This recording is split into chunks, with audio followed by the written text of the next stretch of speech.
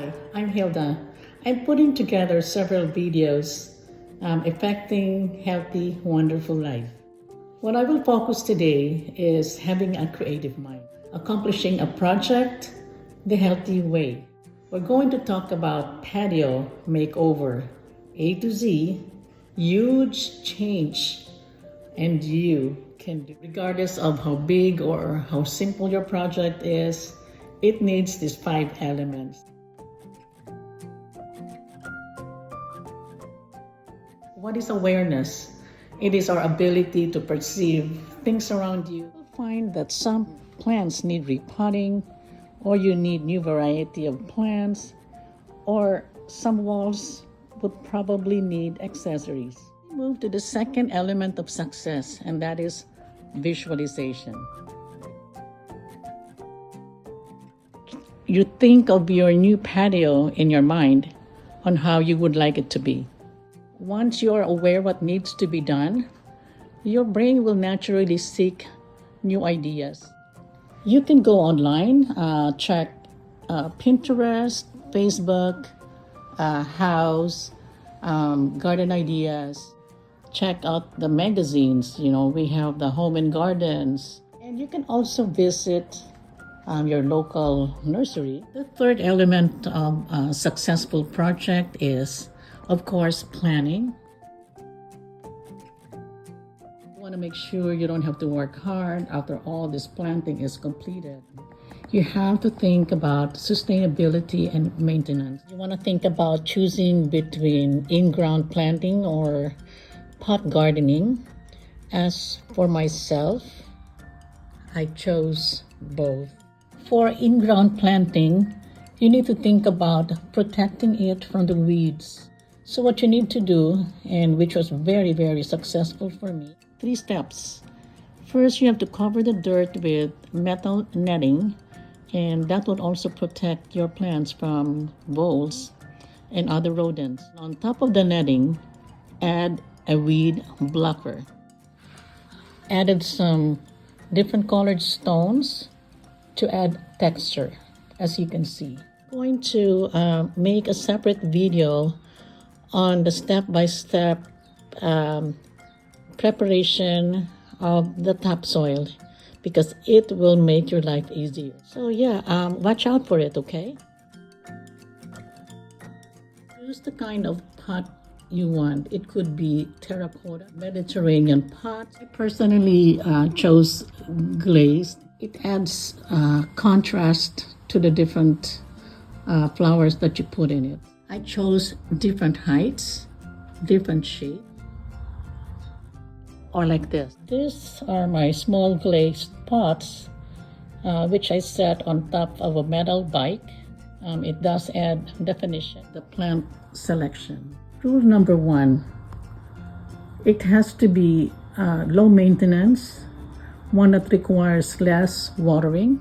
It's perennial, so you don't have to keep buying plants every year. And I would recommend those that are versatile. They can be in ground, on the pots.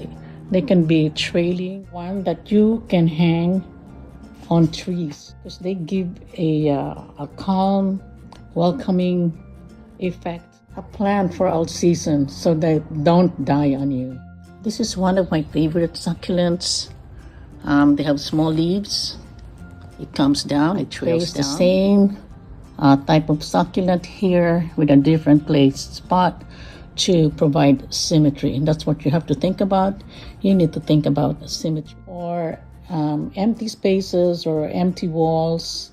Add some spikes to it by adding metal decor. I got this from Amazon for like $20. And look what it did to my yard. These 2 metal decor are actually candle holders. They're now pot holders. And it went well with my wall here, as you can see. You should know your yard. You have to observe how much sunlight it gets. As for me here, one part of it is shade, and the opposite side is sun.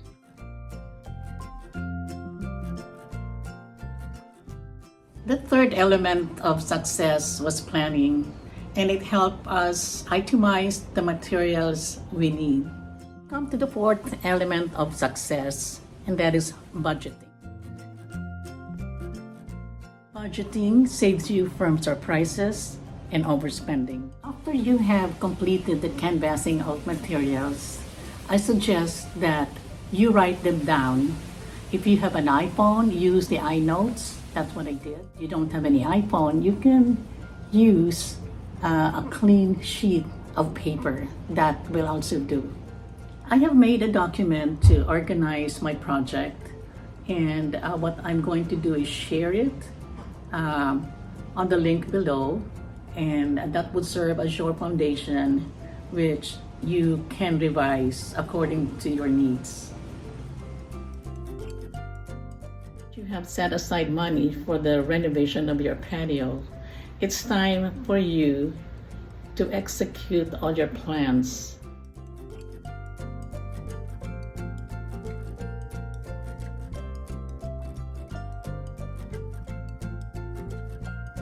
Sure of is you really gotta think of putting tiles on your cement, because that makes a lot of difference. You choose to apply tiles on your patio. It is recommended to use either paver or porcelain tiles. These type of tiles withstand harsh temperature and heavy traffic. The only difference is that the porcelain is dense, while the pavers are porous. That means that they can easily absorb stain and other elements. It is recommended that you apply sealer on top of it when it's all laid out to protect it from stains and other elements. Well, pavers are natural stone, so it is beautiful and it's authentic. If you need to hire a carpenter or a handyman for tiles, you have to meet with him. It is important to agree on the following things. Number one is the cost of labor, the start date and the completion date, the time he is expected to come to work on a daily basis, for how many days a week he can work for you. The last thing is how he wants to get paid. I would suggest not to give payment upfront. I think it's best for both for him to get paid during the middle of the project. We do understand that they need to feed their families, and we gotta consider that too. For the start date, you should already have all the materials. You should have already bought them to avoid any delay. You also have to be on site 90% of the time to monitor progress and also confirm any questions or any changes that need to be made. Where do we buy materials?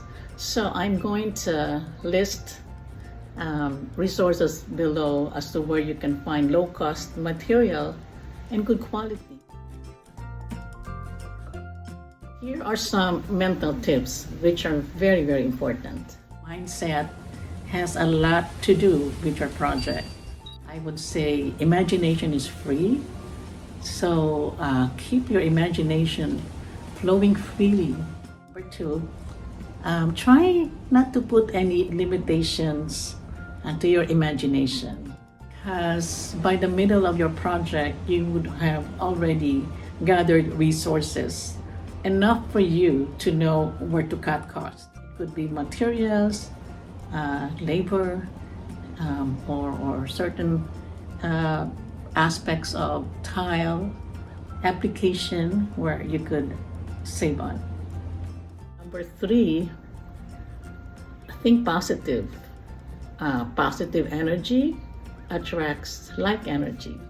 Number four, treat your project like a business plan, because it keeps you on track every step of the way. There are so many ways of renovating your courtyard without having to spend so much money. All these plants have been here for 4 years, and I hardly take care of them. I just water them every 2 weeks, and they're doing well. I hope I was able to bring you to a level where you can view projects from a different perspective and enjoy it. So, good luck to your new projects. It's fun.